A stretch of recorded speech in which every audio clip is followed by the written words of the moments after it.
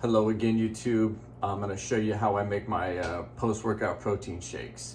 This is something new I've been doing. I take one whole pasture-raised organic egg, and I make sure to wash the outside, as I've heard that a lot of the salmonella scares can come from the dirty eggs and cartons. So just grab a little bit of soap or vegetable cleaner, wash it up. I use about a half cup of milk for myself. This is the one I like. I eat meat, but I try and avoid dairy. I like the Silk Unsweetened vanilla. And sometimes I put a little bit of coffee in too. Caffeine actually helps your body process protein. So especially post-workout, as I've heard, post-workout is one of the harder times for your body to absorb protein.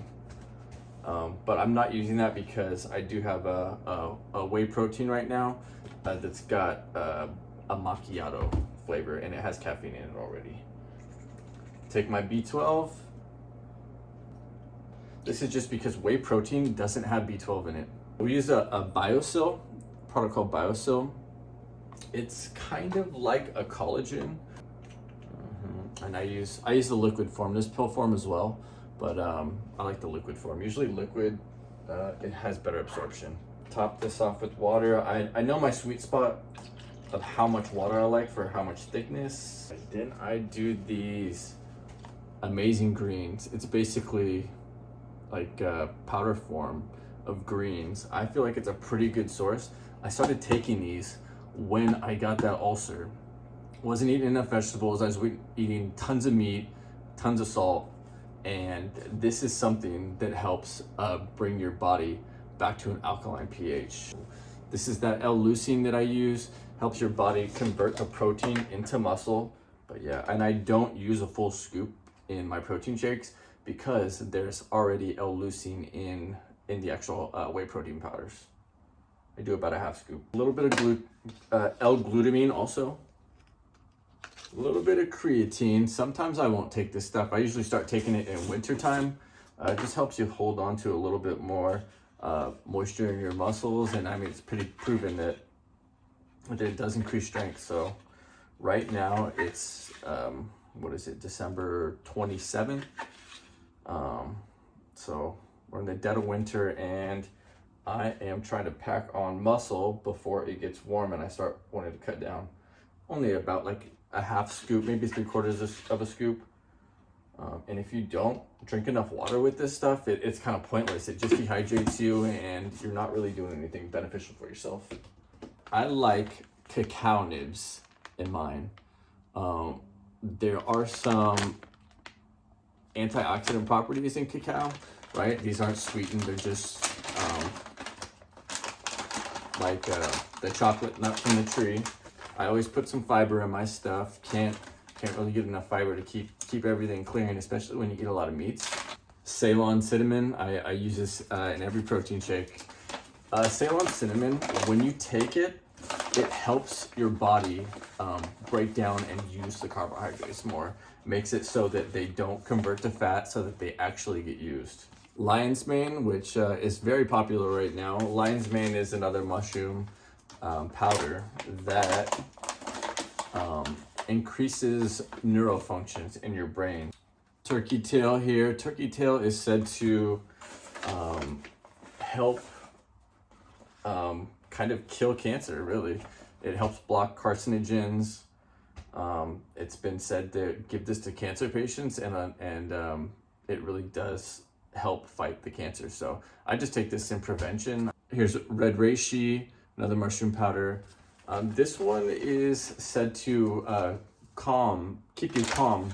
I think it's more of a focused calm rather than just like chill you out completely. We've also noticed that my wife likes beauty products and kind of beauty vitamin stuff. And we've noticed that this is a lot of them. So there's something to this also with that. Then we have Cordyceps, another mushroom powder. This one is interesting. I think this one is the biggest one linked to like physical endurance, athletic performance. It's said to increase like the blood oxygen levels in your blood, which obviously would play a big part in any sort of endurance or weightlifting.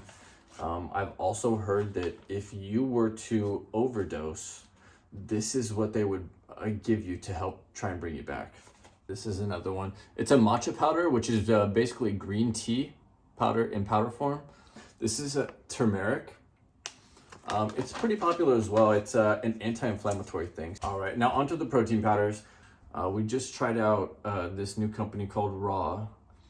It seems like they're really trying to do some things with like more natural products, not so bad for you. It's got no hormones, no antibiotics, no GMOs.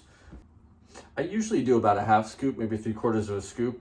I'm really aiming for close to like 75 grams of protein. Here's that protein powder from Raw. I really do like the flavor of this too. It's really good. And then this is one I've been using for a very long time. I like to mix proteins too, so that I'm getting them from a little different sources. This is the final piece to my protein shake. I do these coconut flakes. Coconut's really good for you. I learned that even potassium pills, supplements, they don't have that much potassium in them. And one of the best ways to get potassium is from coconut. My morning routine with this stuff is to consume fats. This is a fat, right? The cacao nibs are a fat. There's no sugar in it. The egg, fats. Milk, fats. The purpose behind that is that I'm getting my body used to processing fats in the morning. You kind of have to pick. If I started drinking something sugary or something with carbs, my body is going to go to use that first. And if I'm doing it at the same time, carbs and fats, my body's going to pick one. And most likely it's going to pick the carbohydrate. The carbohydrate is the easier thing to use as an energy source. So I'm getting my body used to processing fats for energy. Give these a shake them up real nice.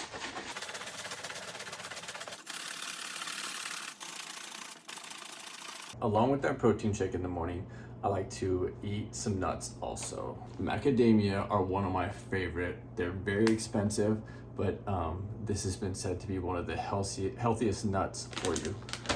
Along with that, I take Brazil nuts. Brazil nuts are something that are very important, I think, for maintaining hormone levels. Something about them, I believe it is what's it called? Shoot, I don't know, but there's a mineral in there that's hard to get, and it's something that helps regulate your hormones, and which is going to keep my testosterone levels up as I age. And I'm always looking for those things. I want to kind of hack my body, make it think it's young, keep producing testosterone as long as I can. I'll say I do maybe 3/4 of an ounce to an ounce of these macadamias, and I'll just do a handful of these. You actually don't need many Brazil nuts to get that fill of that mineral to help you out health-wise. So it's maybe it's an ounce, maybe an ounce and a half. Right now it's winter time, so I'm not so concerned with overdoing them.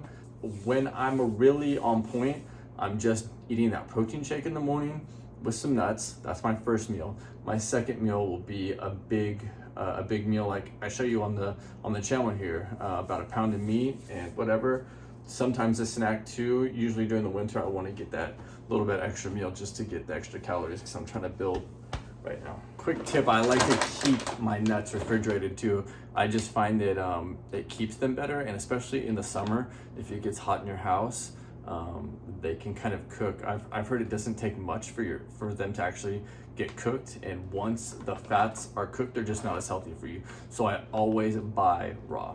Let me run you through some of the vitamin supplements I take in the morning with this protein shake as well. Tribulus, which I have been taking for a long time, not forever, but it has said to be a natural root that they think could lead to increased testosterone levels when you take it with protein sources.